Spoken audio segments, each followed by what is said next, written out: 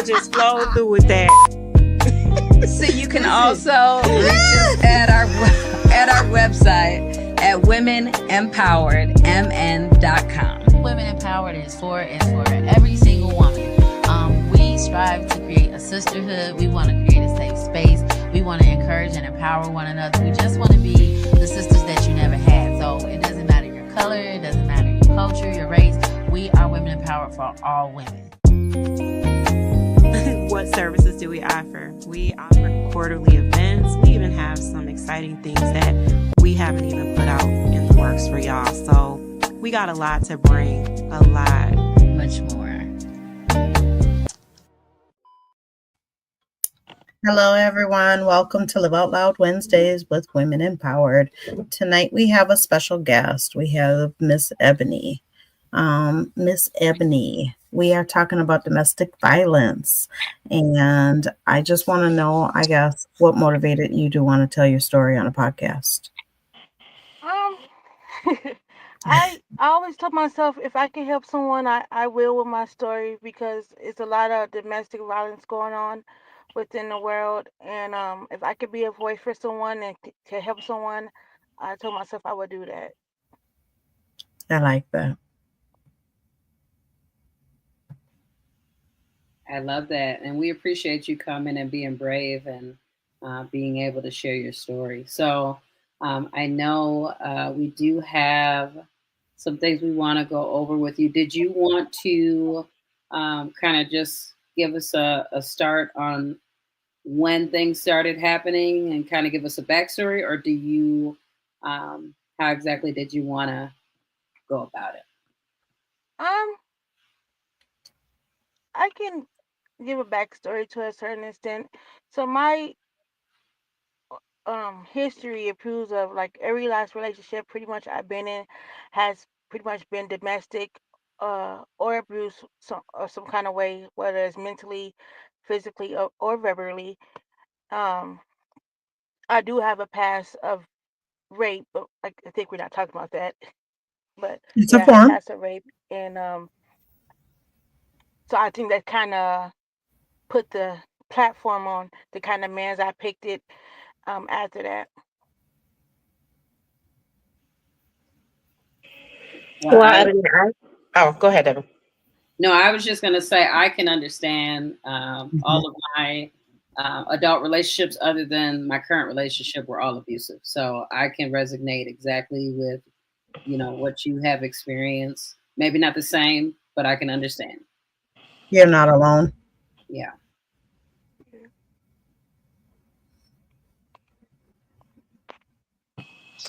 I will let you know, I don't know if you know, our backstory a little bit is that we all are domestic violence survivors. I don't know if you knew that or not. Were you aware of that? Okay. So that is actually how Women Empowered formed. We formed as a sisterhood, coming together to do a women's conference, which we did the women's conference in 2023 for other women who may have experienced that same kind of trauma and that same kind of pain. And it was magical, it was powerful, and we just knew that we needed to do something else. We needed to make a bigger difference. We needed to take this thing and turn it into something big for women, to empower them, or all of the other things, just to empower them. So with that being said, let me think. I'm going to get going with the questions that we have for you.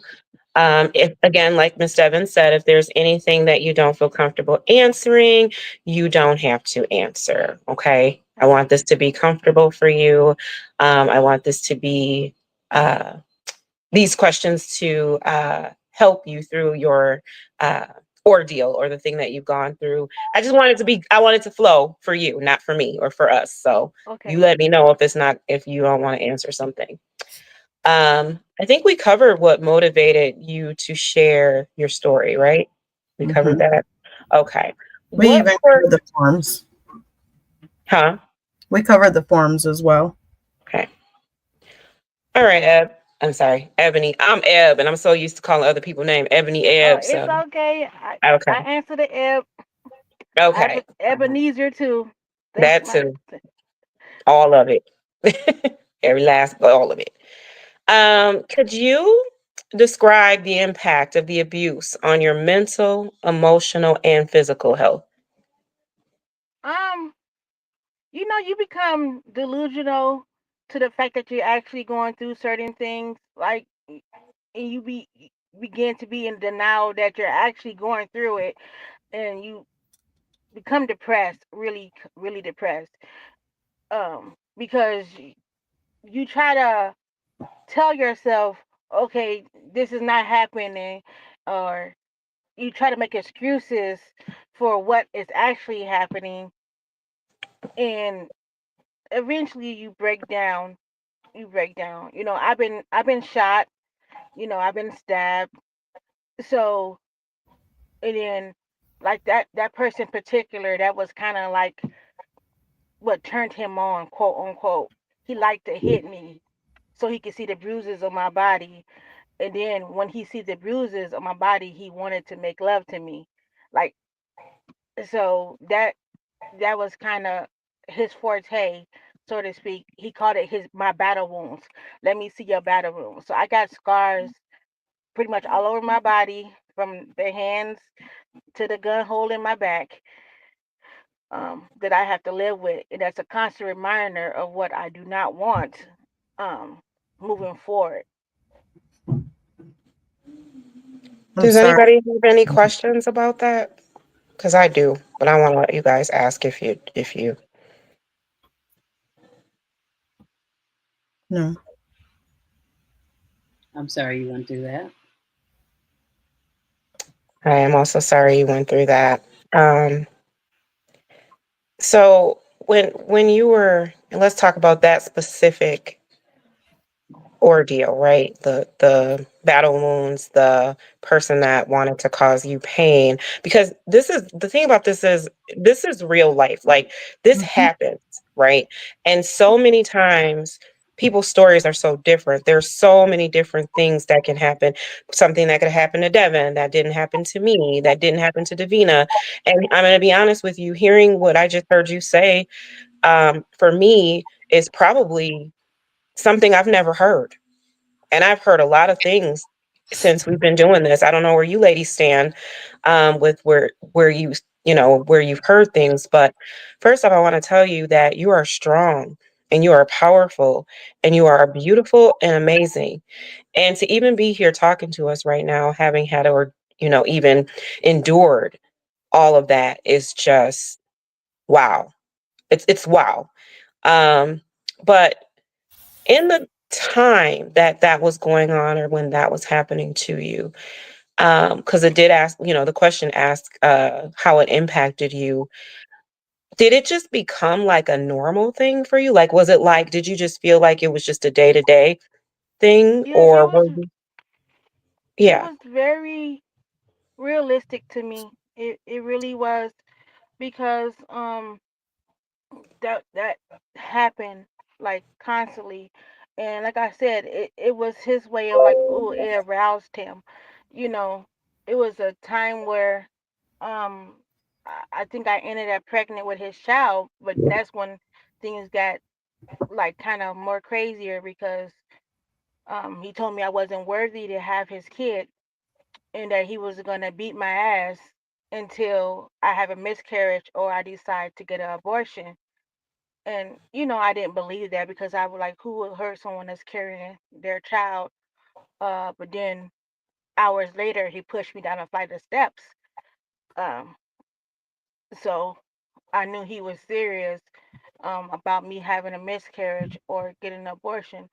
So he really did, like, toy with my emotions, because he made me feel like very ugly at times, or like I was just worthless, and I couldn't, like, escape, because if I escaped, I felt like, um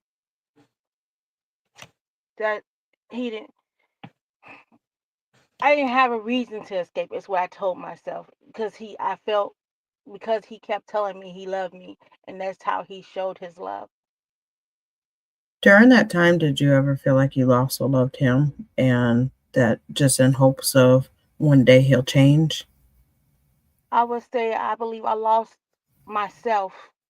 I um I can't honestly say that, you know what, if I ever stopped loving him, because after all he did that, I went to marry him. Like, I went to marry him after all that. So I was just, cuz yeah, you can say that he told me he would change and he would do better. I think what a lot of people don't understand, people that haven't been through domestic violence, they don't understand the mental beatdown that a person does to you before they start to do all these other things. So by time they escalate and it already gets to the point to where it's physical, you're already mentally and emotionally beat down to where you don't feel worthy enough or feel like um, you deserve better at that time. And they seem to seek out and find your weaknesses. And I think that it's important for like young women that are watching this for them to know, like, when somebody starts to emotionally or verbally abuse you, that's just the Mhm. beginning of things. And I so, like, agree. one watching this that has never been through it would ask you, like, well, why did you stay after the first time? But not understanding of the process that it plays, and that men or even women that do it to men, the process that it is. It's not just, I got with you today, tomorrow you're shooting me and stabbing me. No, it's like a duration of time. And so I think that it's important that you're telling your story, and I thank you for telling your story. But I think that we also need to allow individuals that's never been through this understand the process, so nobody's thinking like this just happened overnight, or how could you love him? Like, it wasn't always bad, correct? I won't say that our relationship started kind of weird. Um, he didn't start off hitting me right away, no, but he started off like saying little things to me, like no one would want you but me. Like, so that was like the beginning of a lot of things for him. This is the same gentleman, like he drunk a lot, and he used to wake up every morning and probably 7 a.m. drinking his vodka, listening to his music, um, walk to the liquor store if he didn't have none by 10 o'clock, so he could sit home and watch the computer pretty much and drink his liquor. He That was his constant routine, besides him hitting me or like abusing me physically or mentally.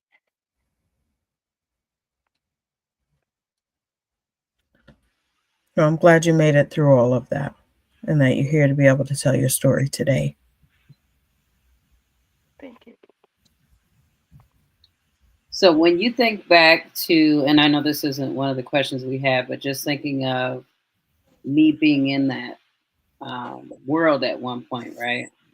When you think back to the person you were at that time, because like Davina said, if somebody was watching this that maybe never experienced what you experienced, they're probably trying to understand, like, how did this person, go through this with someone? Why didn't they walk away? Why, as soon as someone yells at me, I'm done with them, and easily can pass judgment. But I know that it's not that easy. I know that if you love someone, sometimes you give them second chances and third chances, and even sometimes 10 times. It could even be more. Um, when you first, like you said, you guys first started dating, it was kind of weird. Um, Yeah. in the midst of it, did you always know, I don't deserve this, I deserve better? Yes, I did. I did. Because, like I said, the way we met was weird. He was actually involved with another person that was complaining about him. But, I don't never take the word of someone. I gotta, see that, especially I don't know. I have to, see it with my own eyes and go through it myself for me to even understand. Because women sometimes, I'm not saying always, I just say sometimes, when they still want to be with a man, they will say whatever to the person that man is with, so that person could like leave him alone. And I felt like that's what she was trying to do, because she harassed me to a certain point of time, you know. So because she still wanted to be with him. And I was like, well, if he's so that bad, why do you still want to be with him? Mhm. So Yep, I can understand that. That So was can me. oh, that was me. Yeah. And that was also me. So I And think we've all been there in the mind. I think that that's part of what Women Empowered came together to do, is so that we can build this new bridge and this new bond between women, so that we can actually trust each other's words and know that we're not in competition with one another, and we're able to tell the truth. And if this is just somebody that you want and you love them that much, I don't want to be your pain, and so have it. Or for us to be able to somehow talk about it to where one of us can back off, but to where the truth can be told. Like, if this is a monstrous person, it's a monstrous person. And hey, sister, right, you don't need them just as well as I don't need them. Let's go find two new ones together, right, you know? And so I think that that is why we originally aligned and came together when we thought about our first DV. We thought about, like, how do you self love? And I think, Eb, that was a conversation you and I had of, like, you can't just tell somebody that it's self love, like work on self loving and loving yourself. Like, we have to teach that. And how do we teach that? And when we started to really talk about it, it's like it takes a community to be able to do that. But for individuals to be able to even get into the space that they get in, to be able to be abused, they need that kind of village. Because I know when I was in my situations, I didn't have a village. I didn't have people that could give me the right advice. So all of the people that were gathered around me, I couldn't trust their words or what it was that they wanted me to do, because they all had ill intention for me. And so had I had real sisters, or even genuine friends, to be able to say, like, that's not healthy, I probably would have listened. yeah. I think I would have listened too, but I really didn't have a mother figure growing up, and the mother I had was not a good role model.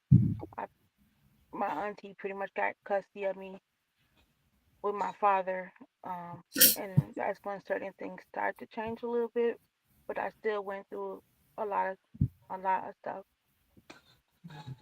How does that affect you today? Like it, I have, I had a lot of walls built up, and it was kind of hard to get close to me because I don't know if you like actually here to actually like try to get to know me or hurt me, and is your type of love is the same as my past type of love, because I know I don't want that love no more. So I tend to overthink a lot of stuff, and that's not good sometimes because it can damage a current relationship that I'm trying to work on. It has damaged a current relationship that I'm trying to work on, because you get into overthink stuff and you bring up stuff, and then I feel like it triggers something in my mind when certain things don't go right. I Kind would of say like a level of anxiety. Yeah. Hmm. I would say never lose sight of that. Like, that's when we have triggers, that's our body telling us that something isn't right. I've been here before. This feels like a familiar place.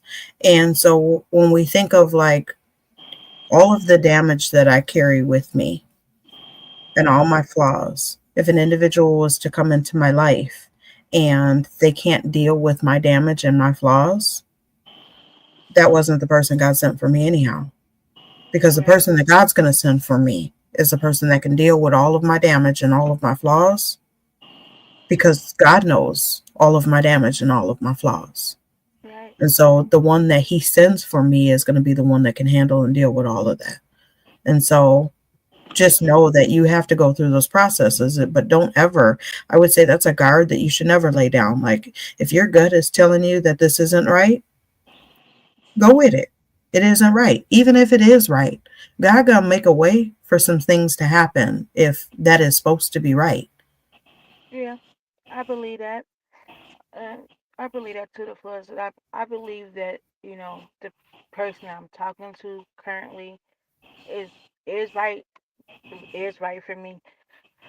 Uh, but we still rocking and rolling, so to speak, and trying to figure each other out because we both have been through some A stuff lot. that we need to work on. And you know, I try to tell him, I don't want to.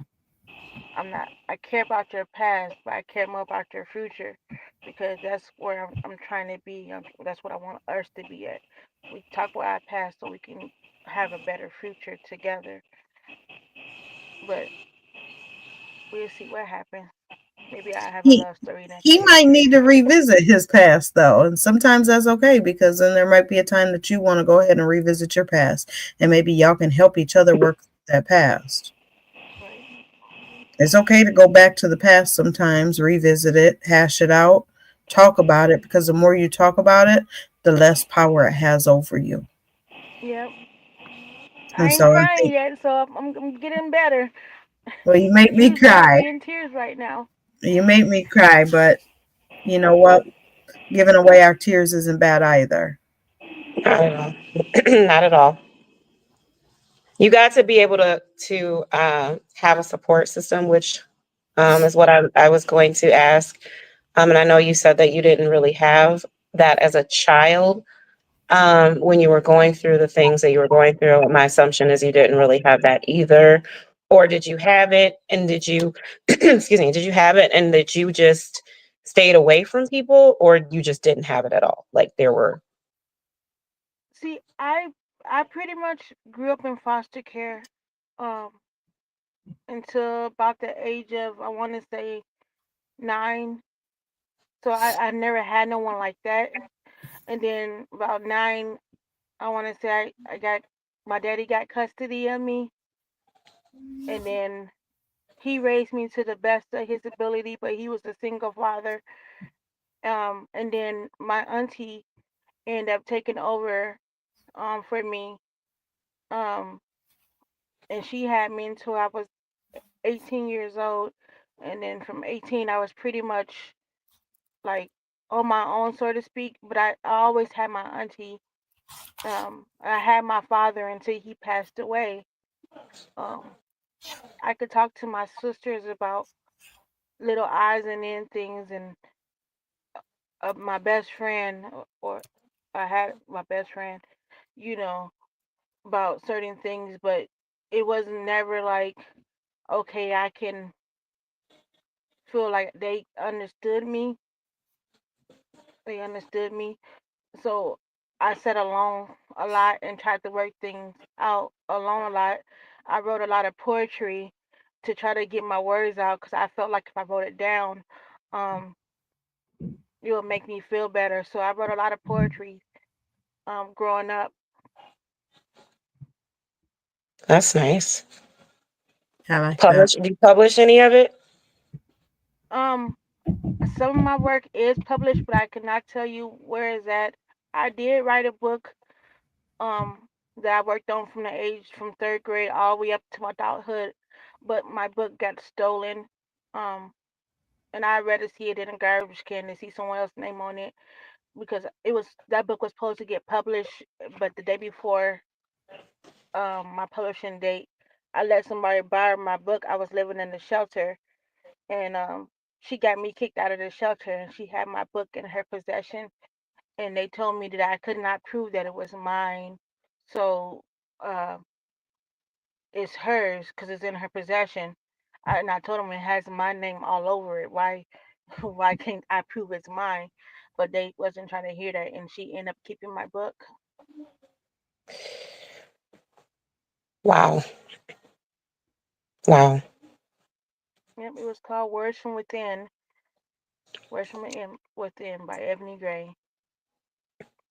I don't know where it's at now. I hope it's in the trash can because I think I would cry seeing somebody else's name on my words. It's understandable. Your story, your life, that's totally understandable. I pray and I hope that that's not the case. Is that something that you may revisit at some other time? Is maybe rewriting it or rewriting something similar or maybe journaling it or If it would be similar because I can't replace the poems that was in that book because I don't remember some of the poems because some of the Mhm. poems was I wrote in third grade. You know, I wrote poems of things I seen and hear as I grew up. I don't see and hear the same things no more.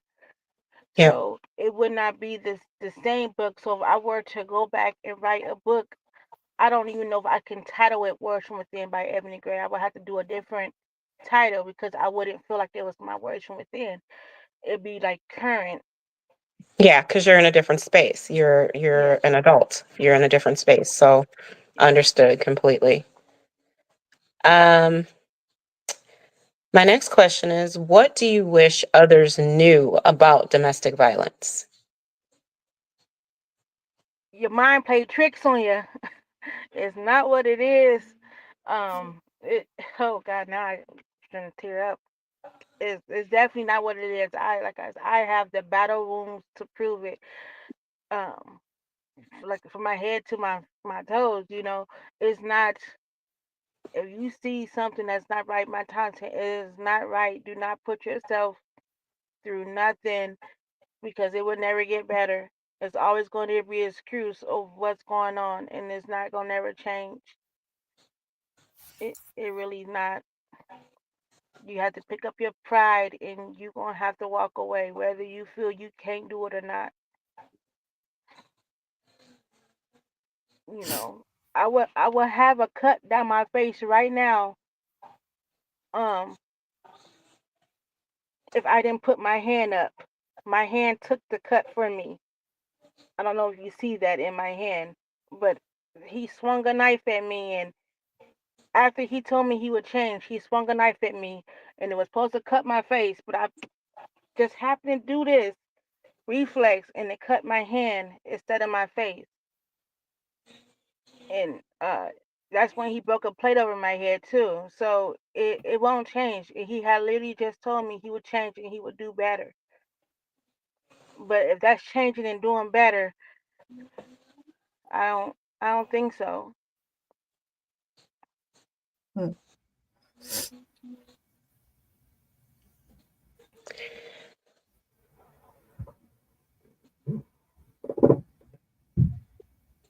The How only has thing I the think the only thing I think I really regret is that my children like watch me get beat up.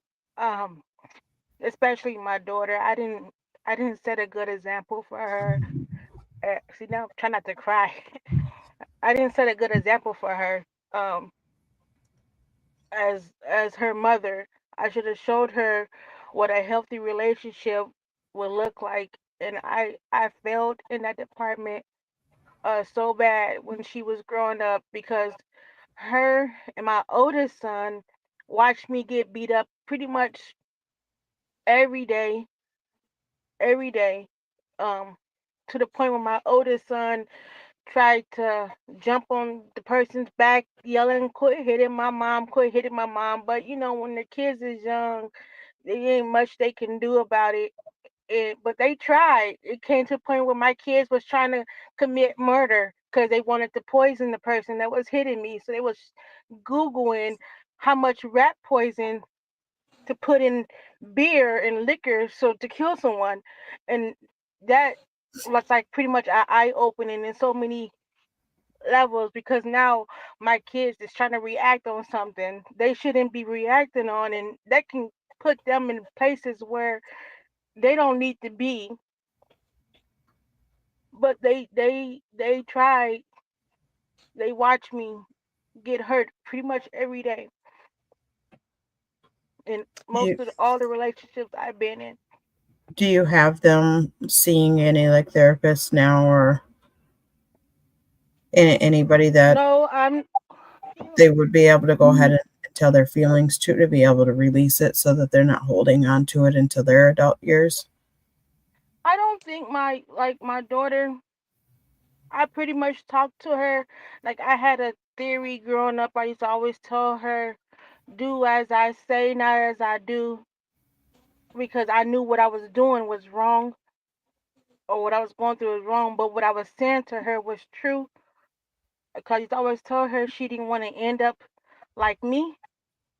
So do as I say, not as I do. Pick a man that's going to respect you, not mistreat you. That's why I used to always tell my daughter, and I think that pretty much held on to her because she's doing well. She's on her way to college. My oldest son is already in college, so I think I did good within that nature when it comes to my children because they didn't let certain things like put them down or get to them, but they seen so much at a young age where it wasn't healthy, and I thought they needed to speak to people at a time, but um, they didn't want it. First, I want to tell you to gracefully give yourself that, right? Give yourself some grace in the space of where you said that you wanted them to have a healthy relationship or be exposed to a healthy relationship. Oftentimes, we can't expose our children or anybody else in our lives to anything that we weren't accustomed to having ourselves. So, your experiences as a child shaped you into your experiences as an adult. It brought you to the experiences that you've had as an adult. You went through the things that you went through. But like you said, look at your children, they are blossoming. So, yes, the pain, the sadness, the hurt, the regret, the wish that it were different is always there, but I don't want you to beat yourself up ever about what you can't change about the past, because the reality of it is that you can't show and teach something that wasn't shown and taught to you. Just like any of us on this podcast or any of us that have gone through anything with the domestic partner, I'm sure we can all tell you that we have had experiences in our childhood and our youth that shaped our methods and our ways of dealing with the certain situations that we were, the hands that we were dealt, the things that we were brought into, like by not having that healthy foundation of a family or, you know, and even they say mom and dad households, but that's a bunch of bullshit to me too, because it's like you can have a mom and dad household and it'd be 100% abusive. So I don't like when people say that, but I will say unhealthy environment overall, period, is something that we probably endure in childhood, which carries out into adulthood because we want so badly to change the narrative. We want so badly for something to be different, for it not to look anything like we endured it as, in that time of our life, but we don't know anything else. So we attach to things that look like it because we don't know how to put ourselves in healthy spaces. Now, how do we get ourselves in healthy spaces? Sad as it may seem, the things that I've endured, that Devin's endured, that Davina's endured, that you've endured. Those are the things that mold and help you get into more healthy situations, healthy environments, healthy, mindset to where you can deal with life differently than you dealt with it 6, 8. I don't know how long it's been for you, but however many years ago your last situation was. You're in a better space now because you know that you don't want to live like that and that you have grown from that. Sometimes it requires us to go through things before we grow through things. And so I want you just to know that you did the best that you could do with the tools that you had, because you weren't given those tools as a small child. You weren't given those tools as a teenager. You did the best that you could with what you had. So. Yeah, and I can second that. As mothers, we want the best for our children always, right? We never want to put them in a situation, expose them to something that they ain't got no business being involved in. But you just wanting to love someone, it just so happened that those things happened and your children were exposed to it, but it wasn't because you chose that. You know what I mean? Like, don't ever feel like you didn't do what you were supposed to do just because you were in those situations. So I do just want to let you know that, life happens. As mothers, we just have to be able to be supportive and be there like you have. Like you said, your daughter and your son are flourishing, so it's not affecting them. me having adult children now, well, one will be 18, one will be 21 next month. And just hearing different stories and things that they've went through, they didn't actually see me being, abused, but they heard it and they knew about it, and they knew, we were going through things. They knew we were, going through homelessness because of these things and things like that. So it did affect them to a certain extent, right? Maybe they're not necessarily dealing with people like that, or intentionally being with people they know they shouldn't be with, but they have told me things like, it made me feel like, I should have did something, to help you, or I wish that, my childhood could have been differently, and things like that. So I try to just be supportive as far as talking to them, and saying like, I understand we're not there no more, but if there is a time that something might remind you of something, let me know. If you get into a situation, don't stay there and not say nothing, because I feel like we go through things for so long because we don't want to involve other people, right? We're like, well, we're here. I don't want to get said person involved and then they get hurt. And that was always my biggest thing is I didn't want to call my brother. I didn't want to call my dad and my family members, because I knew if they came, then something might potentially happen to them, as a result of them coming to try to help me. And then I also knew maybe I'm not really ready to go at this point, right? So it's like, you're always kind of like on edge of, I want help, but do I want to bring these people in? Because then if I come back, then everybody's like, well, I'm not going to come and save you again. I just saved you last week. Why would I come save you again? So we sit and we wallow in these things that we're dealing with because of all of those things.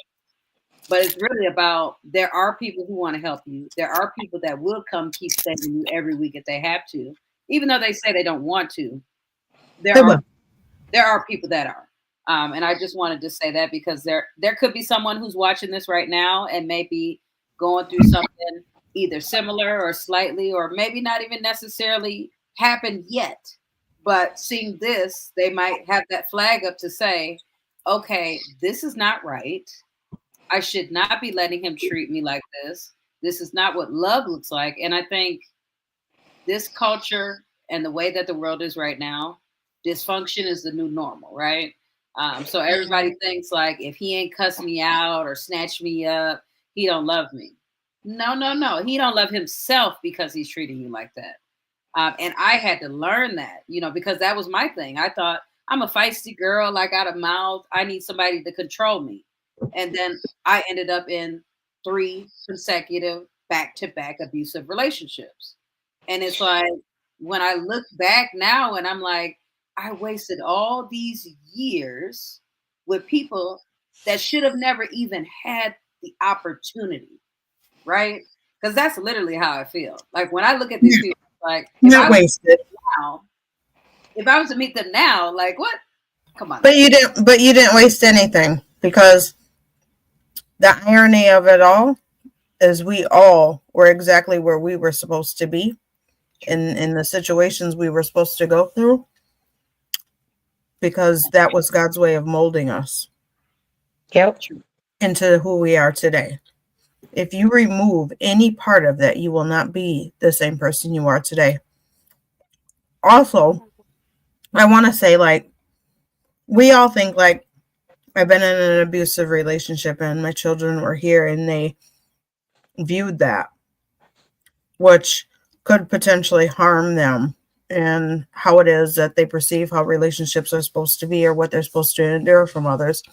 And I think that that's a double-sided sword, because say that you did have your children and you had a very healthy relationship and they never seen any violence. And then all of a sudden your daughter moves out and she gets a significant other. She's still not even going to know what those warning signs are. And so I think, like, when I say it's a double-sided sword, like, maybe our children need to see some portion of this, but it needs to be able to be communicated. And then the fact that you were able to get away, your children also were able to see that. to know like that was not healthy, and my mom's not having that. And now they know, like, if you were to get into a relationship and you've never seen what an unhealthy relationship even looks like, when one shows up at your doorstep, how are you supposed to even fight yourself off of that or reject it if you've never even known what it looks like? And so God puts us through certain situations because he's building us for a bigger and a better thing that we have to deal with in life. And so he had to mold me, and he put me through all kinds of things. And I wouldn't even say, like, before I used to say like, oh, I've been through hell and back. No, I haven't actually. I've been through school. And I'm still currently in school, and he's still currently teaching me on what it is that I need to learn. And so he built this hard exterior of me so that I could go ahead and I can make it through today. And I can make it through today knowing that I don't have to use any of that armor anymore. But that armor got me up until here. And so I thank him for everything that I've been through. And I think that we all been through it for a reason. I don't think that anything is coincident. I think everything happens for a reason, and we have to utilize that and try to see the better view of that. And the better view of that is, one, you made it out. Two, your kids are still here and they're whole. And you are able to communicate with them. And so now you know the difference between what it is that you want and what it is you don't want, what it is you will put up with and what it is you won't put up with. And you're able to communicate that also to them. And even if you do communicate that to them, doesn't mean that they're going to take your advice, but at least you planted the seed. And so, you make all of the choices that you choose to make, and then our children grow up and they make the choices that they choose to make, and we can't control that because we only have control over ourselves. But I think that as long as you plant that seed, I think it'll be a good start.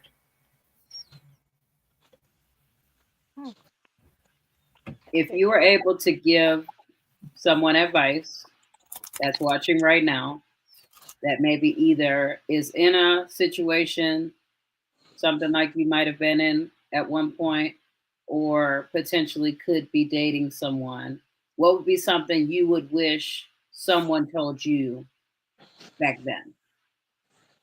I wish someone would have told me that it was okay to leave and not feel guilty about leaving. Um, because people around me would tell me, "Oh, you can do better. You don't need to be with the person," but they never really said you're strong enough to leave. Mm-hmm. Like, you need to pick up your pride and pick up your dignity and go, because when you lose yourself, you lose everything. I feel that. Yeah, I could definitely second that. I told my girls that, I said I didn't really know who I was as a person until I was in my 30s. And that's crazy to even say. I was a mother. I was somebody's significant other, but I didn't have my personal, identity until my actual 30s, I would say. Ebony, how has this experience changed your perspective on relationships and really just life in general? Um,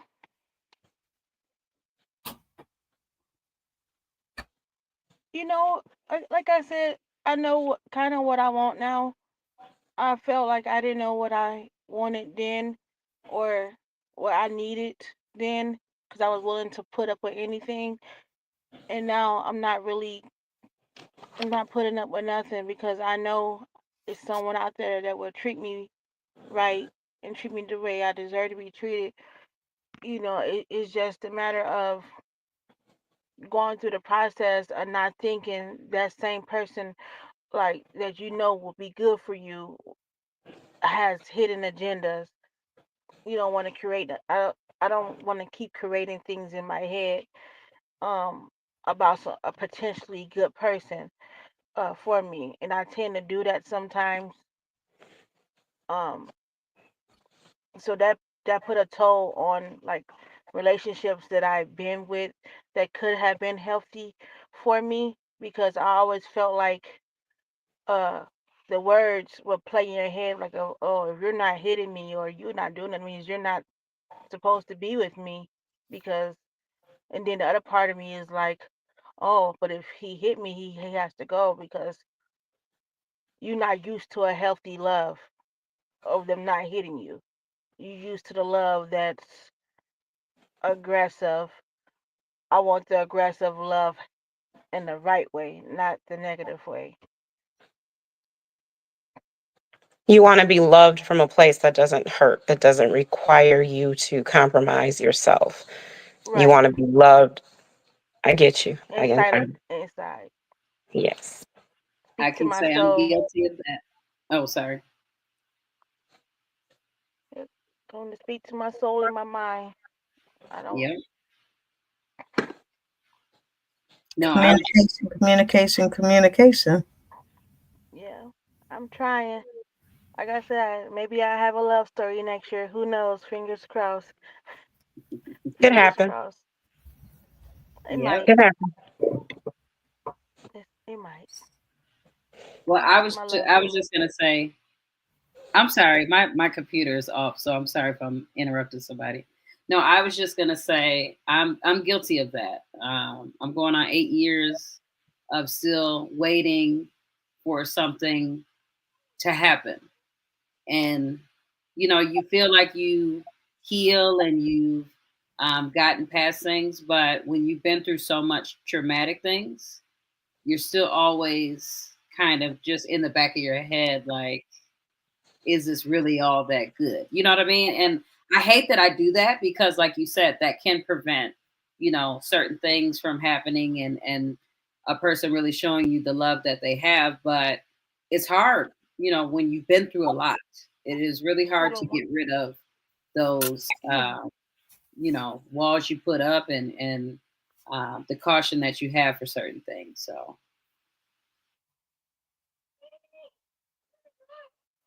Hold on, give me 1 second.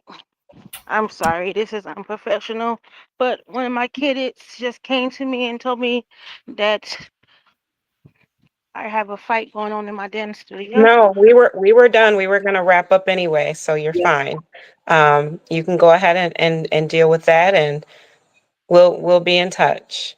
yeah, We'll no, see you. She's been during our event. We'll see you. We'll be in touch. we'll see you next Oh, month. okay. They Yeah, got Okay. it. have a They good got it Bye. night. under. That's okay, honey. Have a good night. Okay, Oh, okay. Have a nice night.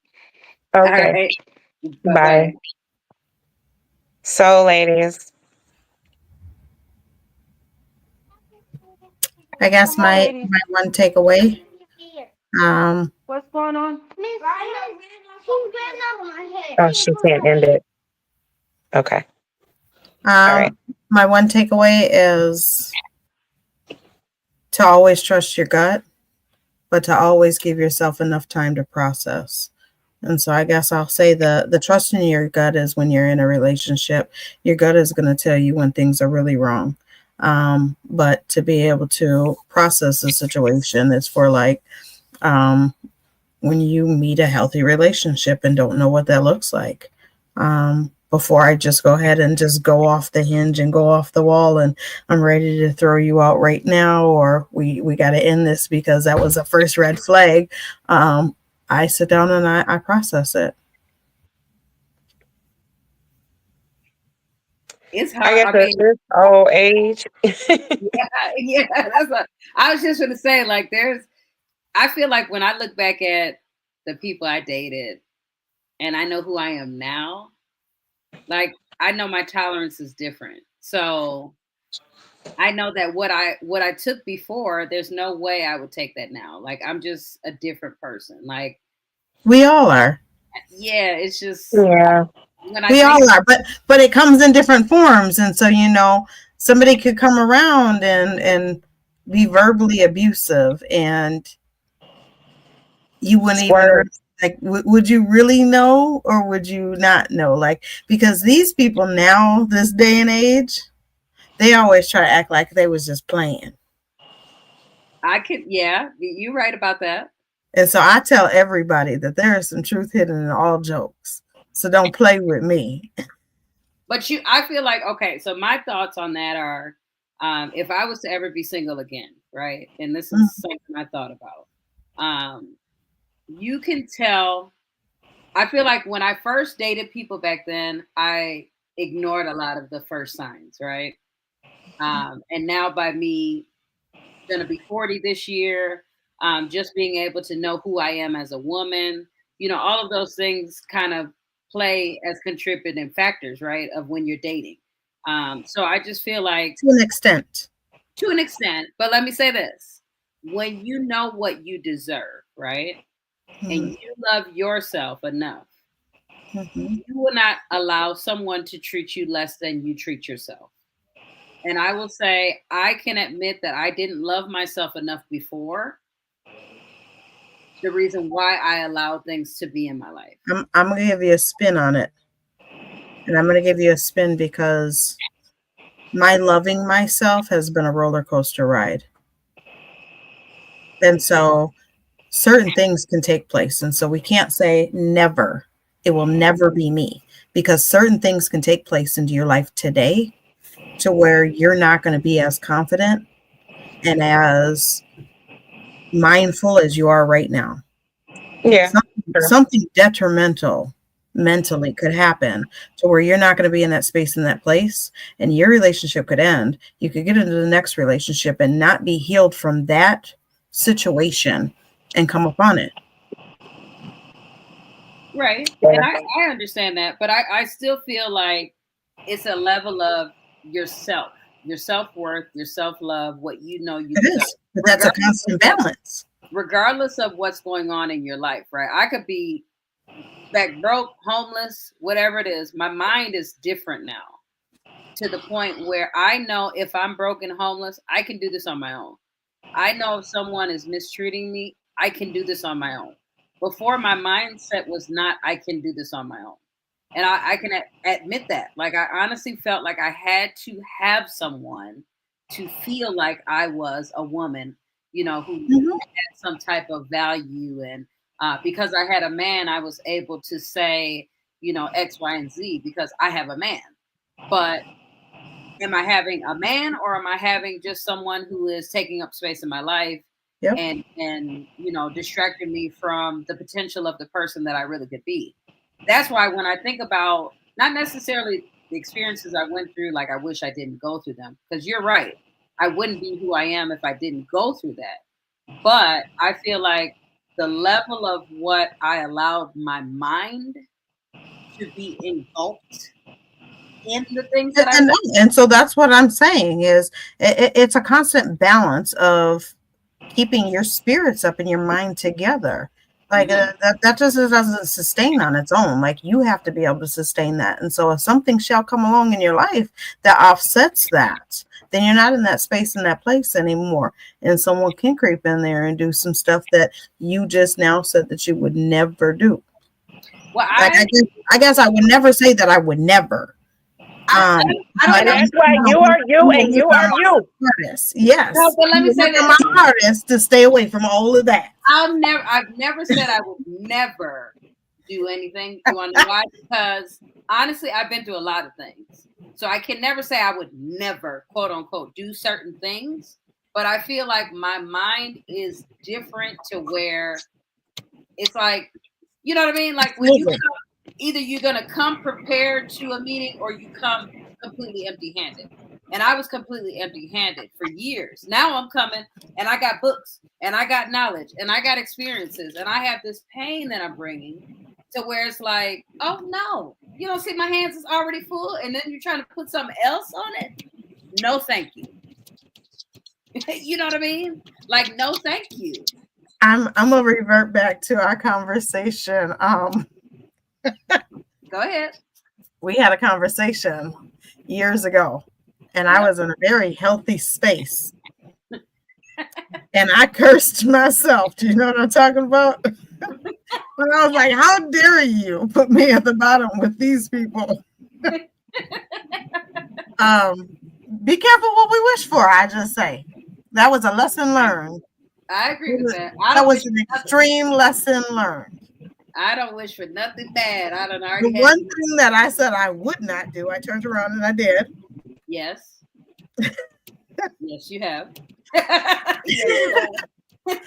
And it was all for. Hey guys, Ebony wants to come back in the StreamYard really quick. Can she do that? Yes. Devin has to let her in. I just told her to go in the link.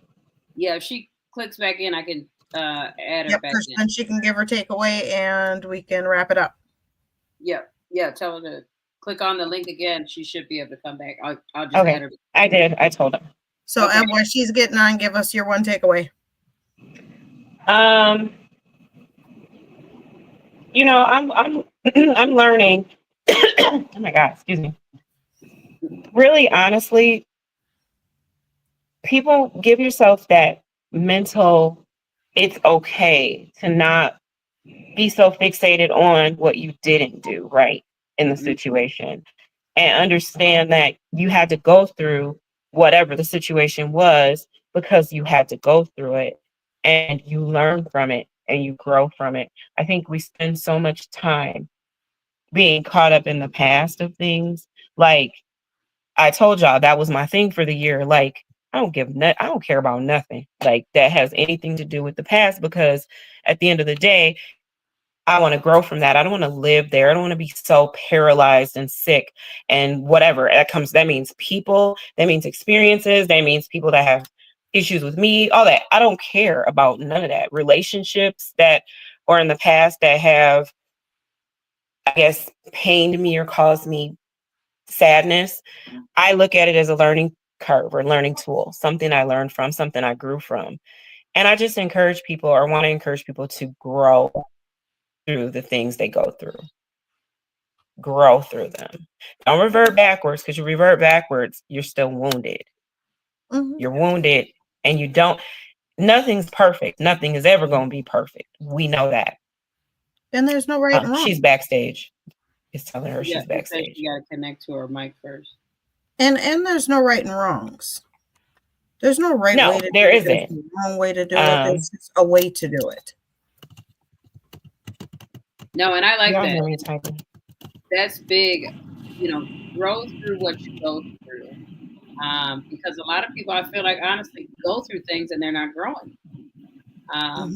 You can learn a new language tomorrow, but are you growing through that learning process, right? Because you can learn something, but what's changing about you in that process? Here she goes. I think she got to turn her camera on. But can you hear us, Ebony? I can hear y'all. Welcome back. Thank you. Yeah, there was an incident in my dance studio. All good now? We're all good. Okay. So we were just wrapping up. We just wanted to do the one takeaway about the things we discussed today, and what you might, if you wanted to give advice to a lady, or something you've learned along the way about yourself, you know, anything that you want to be your takeaway, you can go ahead and let us know. Well, I want the ladies to know that, you know, you are strong enough to get away. You can do it. I did it amongst a lot of other women. You know, you don't have to go through nothing you don't want to go through, and you don't put yourself through anything that you don't deserve to be put in. Every woman deserves to be treated like a queen, so to speak, and that's is what we should be treated like sometimes, a queen, because we all are queens. So if you want to talk, I am here to talk to anybody who wants to talk to me.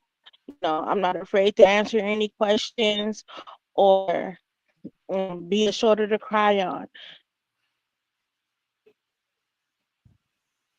Thank you for that. I love that. We're waiting on you, Devin, for your takeaway. Okay, sorry, the computer was on. It was like, okay. My one takeaway, let's see. love is soft, and love makes you feel good. Love makes you, squeal and feel like, you're in a fairy tale. That's what love really is, honestly. And when people say that that's like a fairy tale love, no, that's not true. Because the love of God makes you feel, all of that. So I just want anybody to know that is watching this live or this recording. If the love that you have doesn't make you feel free and whole and peaceful, just think about, is that really where you need to be at, or do you need to find something different? And I'm not, promoting saying people need to be breaking up with anybody or anything like that. I am.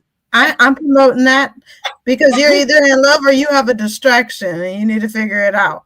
But no, I say I'm not promoting necessarily breakups, because the person you're with might be going through some changes in their life. And it could be something that they have to work on too. So be willing to give what you want, what you're willing to take, kind of ordeal. Yeah. Yes. What's your take? I gave you my takeaway. That's it? Yeah, we done.